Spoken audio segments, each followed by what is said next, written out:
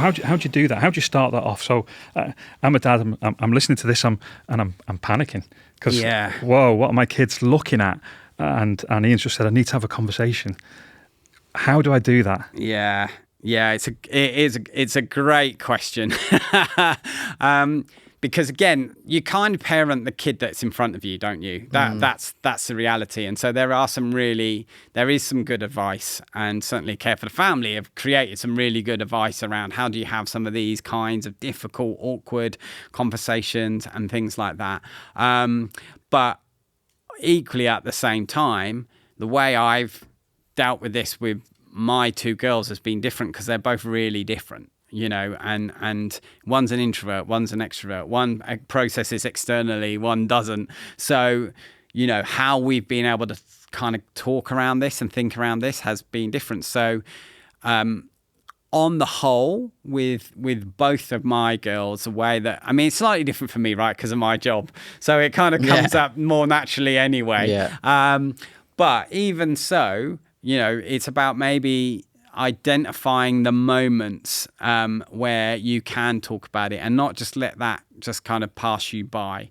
And so whether it is you're all watching something on Netflix together and it gets a little bit awkward because suddenly it started to take a bit of a turn towards a sex scene and you're all kind of like doing this, or you're fast forwarding it really quickly as you can. When a mummy and daddy love each other very much, but they're not mummy and daddy. That's right. Yeah. So there is that element of, okay, there are going to be these natural points in life where maybe you can start to say, actually, let's have a conversation about this. But it's probably never a good idea just to sit them down at the kitchen table and say, let me ask you, have you looked at porn? And I wouldn't, don't worry. I basically said, you don't have to do it like that.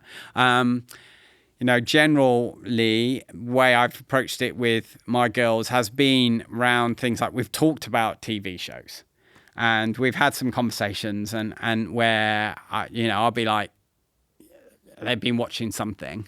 And I will say, what are you making of that series that you're watching? And then I'll say, oh, yeah, but that was, because it's something I've seen ages ago or whatever. And I'll go, oh, yeah, but there was quite a lot of sex scenes in it, wasn't there? And then go, oh, yeah, I suppose so. But you can then start there, So as an example of just going, so, let's talk about that for a second, and so I think it's always going to feel awkward. It's never going to feel natural, but I think it's about grabbing those moments when you can. Another thing we sometimes talk about when we do work with parents is, again, because they're digital natives, one of the things we can do is if we find something that we think, so there's some websites and things which help young people critique and question pornography. So one website is called Fight the New Drug, okay? And it's lots of videos, lots of kind of science-based and story-based stuff that helps young people question and critique whether porn's okay. And as a dad, you could go to that website, Fight the New Drug, take a look at some of the stuff on there. If you see a video, send a link to it. WhatsApp your son or daughter and go, I've just found this online. Watch it, please. Tell me what you think about it. And that starts a conversation. Now, they might be looking through their fingers going, oh, my goodness. But it's still, I think, one of the things we have to do in terms of we kind of have to be the ones who take the initiative. Occasionally, and it's certainly happened, and I guess this would be the other side of your conversation, your question. Occasionally, it's the child who comes to the parent, right? Because they actually are asking for help. They're kind of saying, I've messed up. I know a dad who, there was a letter on his bed from his daughter saying, I just need to tell you and mum about this. I've been watching these shows. I've been watching them all the time. It's kind of not, wasn't a website. It was, streaming stuff, but it's all 18s and it's all the sex scenes, and that's what I'm just watching, the sex scenes, and I feel terrible about it and that stuff. And then that dad and mum just going into her room and just hugging her and just saying, look, we love you and let's talk about this. And, how we respond in those moments is just as important as how do we start an awkward conversation, right? Because in the end, what we want to do is we want to create a culture that says, this is okay to talk about. This is normal to talk about. And actually, you don't get in trouble around this stuff. I just want to love you and help you. I'm not going to be judging you or shaming you. And I think that's really, really important, particularly because, even in this culture that we've discussed at length that sort of says, oh yeah, porn's just a bit of harmless fun. I think when it comes to your parents, you're going to feel some shame about them knowing or talking about porn if you are using porn or you've seen some porn. So actually, in some ways, the most that you can do to kind of remove some of that shame is going to make that an easier conversation. And so that can be hard for some dads because they're struggling with their own stuff. I was going to say the elephant in the cave here is that the primary audience for this podcast is men aged 35 to 44. So this is probably most of what we're saying is actually not that much news to at least a fair percentage. Yeah, well, it won't be news maybe for a good percentage. I mean, of our own surveys as Naked Truth we've done, 13%, so just over 1 in 10 of the people who were surveyed, and that was about 2,000 people, men and women, from all walks of life, all religions, all the rest of it. 13% said they were, and they used the term, they identified with the term addicted. So more watched porn or had seen porn, but 13% said they were addicted.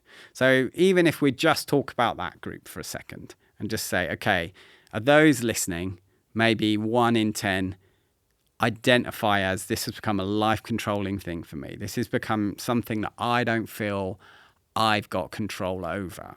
It's negative. It goes against what I want for myself and my marriage maybe, or my relationships.